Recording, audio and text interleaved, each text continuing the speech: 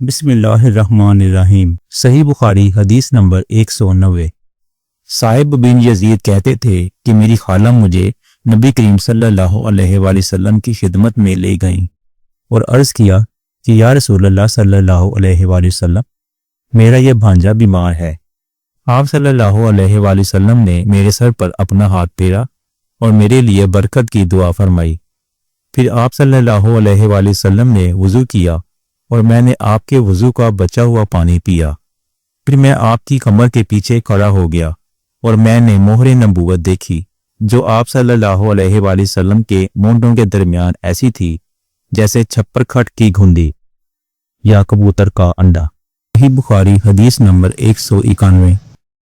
عبداللہ بن زید رضی اللہ تعالی عنہ نے وضو کرتے وقت انہوں نے برتن سے پہلے اپنے دونوں ہاتھوں پر پانی ڈالا، پھر انہیں دھویا، پھر دھویا، یا یوں کہا کہ کلی کی اور ناک میں ایک چلو سے پانی ڈالا اور 3 مرتبہ اسی طرح کیا، پھر 3 مرتبہ اپنا چہرہ دھویا، پھر کوہنیوں تک اپنے دونوں ہاتھ 2 بار دھوئے، پھر سر کا مسح کیا، اگلی جانب اور پچھلی جانب کا، اور ٹخنوں تک اپنے دونوں پاؤں دھوئے۔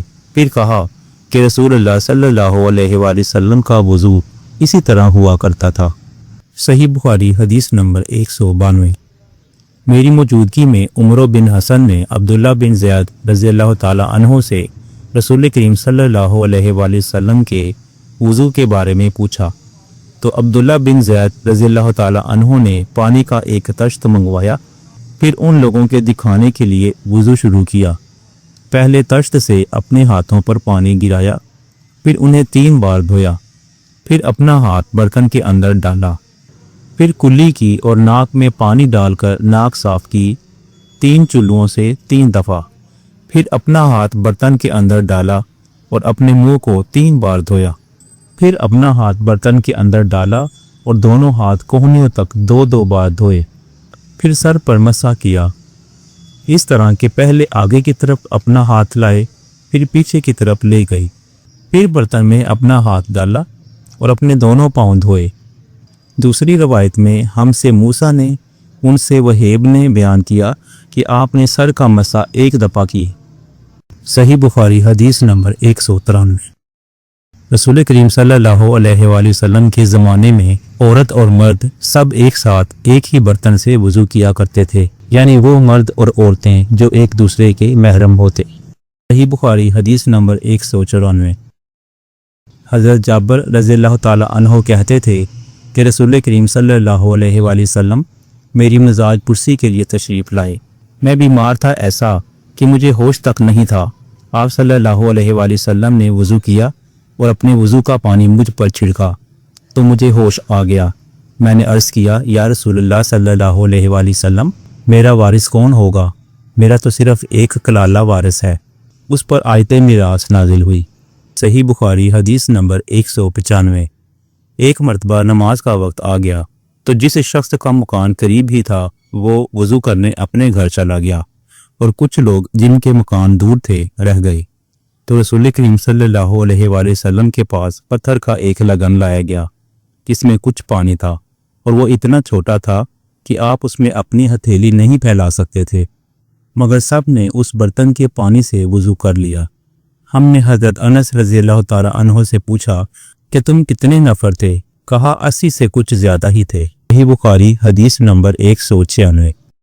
رسول کریم صلی اللہ علیہ وآلہ وسلم نے ایک پیالہ منگایا جس میں پانی تھا، پھر اس میں آپ صلی اللہ علیہ وآلہ وسلم نے اپنے دونوں ہاتھوں اور چہرے کو دھویا اور اسی میں کلی کی۔ صحیح بخاری حدیث نمبر 197۔ عبداللہ بن زید رضی اللہ تعالی عنہ کہتے ہیں کہ رسول کریم صلی اللہ علیہ وآلہ وسلم ہمارے گھر تشریف لائے، پھر ہم نے آپ صلی اللہ علیہ وآلہ وسلم کے لیے تانبے کے برتن میں پانی نکالا، اس سے آپ صلی اللہ علیہ وآلہ وسلم نے وضو کیا، 3 بار چہرہ دھویا، 2 بار ہاتھ دھوئے اور سر کا مسح کیا، اس طرح کہ پہلے آگے کی طرف ہاتھ لائے، پھر پیچھے کی جانب لے گئے اور پیر دھوئے۔ صحیح بخاری حدیث نمبر 198۔ حضرت عائشہ رضی اللہ تعالی عنہا نے فرمایا کہ جب رسول کریم صلی اللہ علیہ وآلہ وسلم بیمار ہوئے اور آپ صلی اللہ علیہ وآلہ وسلم کی بیماری زیادہ ہو گئی تو آپ صلی اللہ علیہ وآلہ وسلم نے اپنی دوسری بیویوں سے اس بات کی اجازت لے لی کہ آپ کی تیمارداری میرے ہی گھر کی جائے۔ انہوں نے آپ کو اجازت دے دی۔ ایک روز رسول کریم صلی اللہ علیہ وآلہ وسلم دو آدمیوں کے درمیان سہارا لے کر گھر سے نکلے۔ آپ صلی اللہ علیہ وآلہ وسلم کے پاؤں کمزوری کی وجہ سے زمین پر گھسٹتے جاتے تھے۔ حضرت عباس رضی اللہ تعالیٰ عنہ اور ایک آدمی کے درمیان آپ باہر نکلے تھے۔ عبید اللہ راوی حدیث کہتے ہیں کہ میں نے یہ حدیث عبداللہ بن عباس رضی اللہ تعالیٰ عنہما کو سنائی تو وہ بولے، تم جانتے ہو دوسرا آدمی کون تھا؟ میں نے عرض کیا کہ نہیں۔ کہنے لگے وہ علی رضی اللہ تعالیٰ عنہ تھے۔ پھر حضرت عائشہ رضی اللہ تعالیٰ عنہا بیان فرماتی تھیں کہ جب نبی کریم صلی اللہ علیہ وآلہ وسلم اپنے گھر میں داخل ہوئے اور آپ صلی اللہ علیہ وآلہ وسلم کا مرض بڑھ گیا تو آپ نے فرمایا، میرے اوپر ایسی 7 مشکوں کا پانی ڈالو جن کے سربند نہ کھولے گئے ہوں، تاکہ میں سکون کے بعد لوگوں کو کچھ وصیت کروں۔ چنانچہ آپ کو حضرت حفصہ رسول اللہ صلی اللہ علیہ وآلہ وسلم کی دوسری بیوی کے لگن میں جو تانبے کا تھا بٹھا دیا گیا، اور ہم نے آپ پر ان مشکوں سے پانی بہانا شروع کیا۔ جب آپ صلی اللہ علیہ وآلہ وسلم ہم کو اشارہ فرمانے لگے کہ بس اب تم نے اپنا کام پورا کر دیا، تو اس کے بعد آپ لوگوں کے پاس باہر تشریف لے گئے۔ صحیح بخاری حدیث نمبر 199۔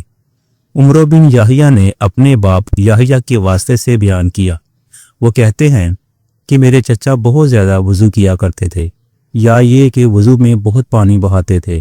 ایک دن انہوں نے عبداللہ بن زید رضی اللہ تعالیٰ عنہ سے کہا کہ مجھے بتلائیے رسول اللہ صلی اللہ علیہ وآلہ وسلم کس طرح وضو کیا کرتے تھے۔ انہوں نے پانی کا ایک تشت منگوایا، اس کو پہلے اپنے ہاتھوں پر جھکایا، پھر دونوں ہاتھ 3 بار دھوئے، پھر اپنا ہاتھ تشت میں ڈال کر پانی لیا اور ایک چلو سے کلی کی اور 3 مرتبہ ناک صاف کی، پھر اپنے دونوں ہاتھوں سے ایک چلو پانی لیا اور 3 بار اپنا چہرہ دھویا، پھر کوہنیوں تک اپنے دونوں ہاتھ 2 بار دھوئے، پھر ہاتھ میں پانی لے کر اپنے سر کا مسح کیا۔ تو پہلے اپنے ہاتھ پیچھے لے گئے، پھر آگے کی طرف لائے، پھر اپنے دونوں پاؤں دھوئے اور فرمایا کہ میں نے رسول کریم صلی اللہ علیہ وآلہ وسلم کو اسی طرح وضو کرتے دیکھا ہے۔ صحیح بخاری حدیث نمبر 200۔ رسول کریم صلی اللہ علیہ وآلہ وسلم نے پانی کا ایک برتن طلب فرمایا تو آپ کے لیے ایک چوڑے منہ کا پیالہ لایا گیا جس میں کچھ تھوڑا پانی تھا۔ آپ صلی اللہ علیہ وآلہ وسلم نے اپنی انگلیاں اس میں ڈال دیں۔ انس کہتے ہیں کہ میں پانی کی طرف دیکھنے لگا، پانی آپ صلی اللہ علیہ وآلہ وسلم کی انگلیوں کے درمیان سے پھوٹ رہا تھا۔ انس کہتے ہیں کہ اس ایک پیالہ پانی سے جن لوگوں نے وضو کیا وہ 70 سے 80 تک تھے۔